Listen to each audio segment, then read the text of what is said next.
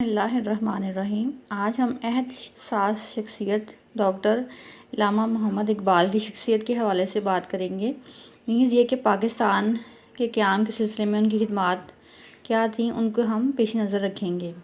سب سے پہلے علامہ محمد اقبال کا مختصر تعارف پیش کیا جا رہا ہے کہ علامہ محمد اقبال 9 نومبر 1877 کو سیالکوٹ میں پیدا ہوئے اور ابتدائی تعلیم سیالکوٹ میں ہی حاصل کی۔ انٹر اسکاچ مشن کالج سے کرنے کے بعد گورنمنٹ کالج لاہور سے BA اور MA کیا۔ پنجاب یونیورسٹی لاہور میں کچھ عرصہ ملازمت کرنے کے بعد انگلستان چلے گئے۔ لندن سے بارائٹ لا کرنے کے بعد جرمنی سے PhD کی۔ وطن واپس آ کر وکالت کرتے رہے۔ علامہ اقبال ہمارے قومی اور ملی شاعر ہیں اور رہنما ہیں۔ اردو اور فارسی زبان کے عظیم شاعر ہونے کے علاوہ آپ ایک عظیم فلسفی اور مفکر بھی تھے اور ایک بڑے علمدار تھے۔ انہوں نے اپنے مفکر پاکستان ہونے کا ثبوت یہ دیا کہ انہوں نے مشرق و مغرب میں ادیبوں، شاعروں اور عام لوگوں کو اپنے کلام سے متاثر کیا اور ان کے جو شعری مجموعے ہیں ان کے ترجمہ بھی دیگر زبانوں میں ہو چکے ہیں۔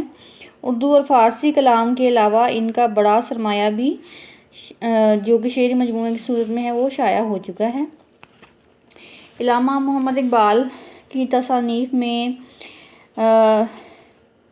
مکاتیب اقبال، انوار اقبال، خطبات اقبال، فارسی شعری مجموعے، علم الاعتقاد، مجموعہ اسرار و رموز، پیام مشرق، زبور عجم، جاوید نامہ جو کہ ان کے بیٹے تھے جاوید، ان کے لیے کتاب لکھی تھی جاوید نامہ، اور اقوام حق اور اردو مجموعہ ہائے کلام میں بانگ درا، بال جبرائیل، زبور کلیم اور ارغمان حجاز۔ اس کا فارسی زبان میں ترجمہ شامل ہے۔ وہ متعدد مرتبہ شائع ہو چکا ہے۔ اقبال کی خطوط اور دیگر مجموعے بھی شائع ہو چکے ہیں۔ ان میں کلیات مکاتیب اقبال اور بھارت کے 5 جلدوں میں جو کہ شائع ہوا تھا وہ زیادہ اہم ہے۔ نظریہ پاکستان اور علامہ اقبال نے پاکستان کا نظریہ یا پاکستان کی الگ ریاست کیوں محسوس کی، اس کی وجہ یہ تھی کہ وہ 2 قومی نظریہ کے حامی تھے۔ چنانچہ ہم 2 قومی نظریہ اور علامہ اقبال کی خدمات کو جانیں گے۔ نظریہ پاکستان سے مراد ایک الگ ریاست قائم کی جائے جہاں پر برصغیر میں رہنے والے مسلمان قرآن و سنت کے مطابق، اسلام کی تعلیمات کے مطابق اپنی زندگی گزار سکیں۔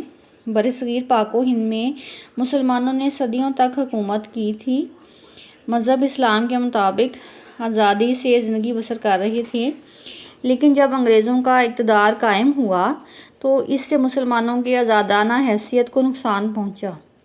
مسلمان ان کے مخلوط ہو کر بہت سے صوبوں میں بے بسی کی یا جہالت کی زندگی گزار رہے تھے۔ معاشرتی حالات ہندوؤں کی اکثریت کی وجہ سے مسلمانوں کے لیے ابتر ہوتے جا رہے تھے، کیونکہ انگریز جو تھے وہ ہندوؤں پر زیادہ مہربان تھے جبکہ ہندو مسلمانوں کو اپنا غلام بنانا چاہتے تھے۔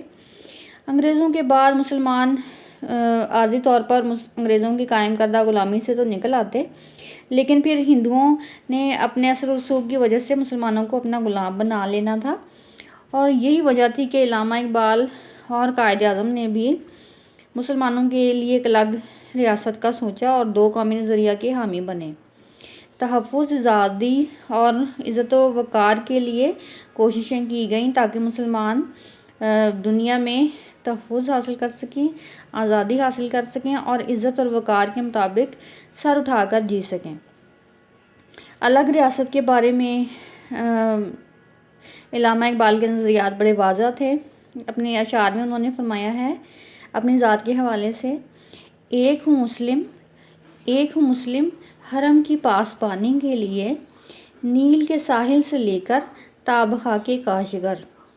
اور اپنی ذات کو اور مسلمان کی ذات کو بھی ابھارنے کے لیے انہوں نے ایک شعر فرمایا ہے کہ سبق پھر پڑھ صداقت کا، عدالت کا، شجاعت کا، لیا جائے گا تجھ سے کام دنیا کی امامت کا. مفکر پاکستان یا پھر مصور پاکستان کا خطاب علامہ اقبال کو کیوں ملا کہ انہوں نے شاعری کے ذریعے مسلمان قوم کو خواب غفلت سے جگایا اور اپنے حقوق پر آواز اٹھانے کی سوچ دی. وہ شروع میں ہندو مسلم اتحاد کے حامی تھے اور برصغیر کے حالات سے وہ یہ سمجھ گئے کہ ہندو تنگ نظر قوم ہے، متعصب ہے. سوچا کہ الگ مسلم کا مطالبہ پیش کیا جائے. 1930 میں مشہور خطبہ الہ آباد میں اپنا خطبہ دیا اور مسلم لیگ کا سالانہ اجلاس کیا جس کی صدارت علامہ محمد اقبال نے کی. تو انہوں نے اس میں 1930 میں خطبہ الہ آباد میں الگ ریاست کا مطالبہ کر دیا اور اس میں یہ مطالبہ تھا کہ مسلمان الگ ریاست اس لیے چاہ رہے تھے کہ وہ اپنے مذہب اور تہذیب و تمدن کے مطابق زندگی بسر کر سکیں. خطبہ الہ آباد میں جو انہوں نے فرمایا اس کے الفاظ کچھ اس طرح سے ہیں: مجھے ایسا نظر آتا ہے کہ اور نہیں تو شمال مغربی ہندوستان کے مسلمانوں کو بالآخر ایک اسلامی ریاست قائم کرنا پڑے گی اگر ہم چاہتے ہیں کہ اس ملک میں اسلام بحیثیت تمدن زندہ رہے. تو اس کے لیے ضروری ہے کہ مسلمان ایک مخصوص علاقے میں رہ کر اپنی مرکزیت قائم کریں اور صرف ہندوستان میں اسلام کی فلاح و بہبود کے خیال سے میں منظم اسلامی ریاست کے قیام کا مطالبہ کر رہا ہوں. چنانچہ انہوں نے واضح طور پر فرما دیا کہ مسلم ریاست کا قیام کیوں ضروری ہے تاکہ مسلمانوں کی فلاح و بہبود ہو سکے. ہندو مسلمان جلد یا بعدیر اپنی الگ مملکت قائم کرنا پڑے گی. برصغیر پاک و ہند میں صرف ایک ہی بڑی قوم ہے، اس سے مسترد کر دیا. انہوں نے صرف ہندوؤں کو ایک الگ منظم قوم ماننے سے انکار کر دیا بلکہ مسلمانوں کو بھی الگ قوم قرار دیا اور مسلمانوں کی ایک الگ جداگانہ قوم کی حیثیت دی. اسلام مکمل ضابطہ حیات ہے، اس کو علامہ اقبال نے اپنے اشعار کے ذریعے اجاگر کیا. ایک اور مقام پر علامہ اقبال نے ان الفاظ کو کوٹ کیا کہ انڈیا ایک برصغیر ہے، ملک نہیں.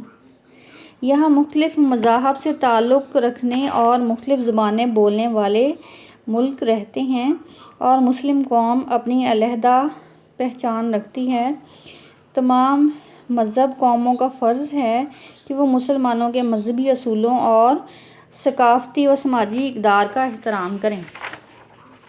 چنانچہ اس مختصر سے لیکچر میں ہم نے یہ جاننے کی کوشش کی ہے کہ ڈاکٹر محمد اقبال کی شخصیت کیسے تھی اور انہوں نے دو قومی نظریہ کی اہمیت کو کیسے پہچانا اور علیحدہ مملکت کے لیے کیسے وہ کاوشیں کرتے رہے. بالآخر ان کی وفات 21 اپریل 1938 کو ہو گئی اور وہ باچہ مسجد میں دفن ہے. ہم سب کو علامہ محمد اقبال کی شخصیت کو جان کر یہ اندازہ ہوتا ہے کہ وہ ایک بلند پایہ مفکر تھے اور ایک عظیم شاعر تھے جنہوں نے مسلمان قوم کو واضح پیغام دیا اپنے اشعار کے ذریعے کہ وہ الگ قوم کی حیثیت سے کھڑے ہوں، اپنے وقار کو بلند کریں اور کافروں کے آگے یا غیر مسلموں کے آگے سر جھکانے کی قطعاً کوئی ضرورت نہیں ہے کیونکہ مسلمان کا ایک مکمل ضابطہ حیات موجود ہے. اللہ تعالیٰ ہمیں مسلمانوں کے اس عظیم مفکر کی اہمیت کو سمجھنے کی توفیق عطا فرمائے، نیز یہ کہ اللہ تعالیٰ ہمیں ان کے سبق سے رہنمائی حاصل کرنے کی توفیق عطا فرمائے. وآخر دعوانا ان الحمد للہ رب العالمین.